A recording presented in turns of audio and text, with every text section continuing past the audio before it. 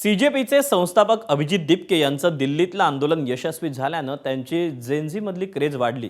अभिजित दिपके संभाजीनगरमध्ये परत आल्यानंतर त्यांना भेटण्यासाठी सत्ताधारी शिवसेनेचे नेते पोहोचले होते। मंत्री संजय शिरसाट आणि आमदार बच्चू कडूंनी दिपकेंची भेट घेतली। मात्र यावरून आता भाजपनं नाराजी व्यक्त केली। या सगळ्या पार्श्वभूमीवर भाजपचे नेते प्रवीण दरेकर काय म्हणतात पाहूया।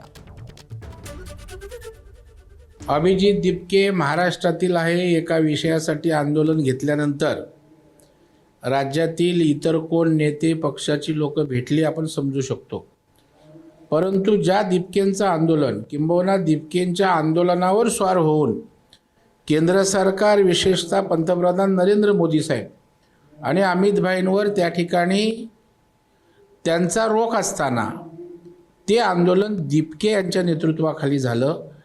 आणि आज त्या ठिकाणी जे नेते भेटायला गेले ते NDAमध्ये सत्तेत त्या ठिकाणी आहेत।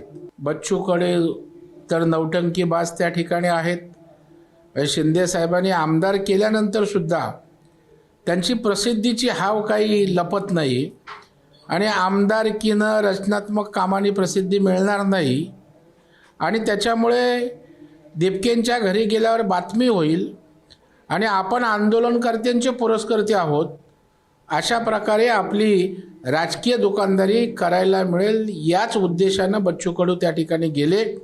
मला वाटतं दोन्ही नेत्यांनी अशा प्रकारे जाणं त्या ठिकाणी उचित नव्हतं असं माझं व्यक्तिशः मत आहे आणि या संदर्भामध्ये त्यांची पक्षाची भूमिकासुद्धा येणं आवश्यक आहे। निश्चितपणे एकनाथ शिंदे साहेब त्यांना योग्य समज देतील किंबहुना दिली असेल असा मला पूर्ण विश्वास आहे।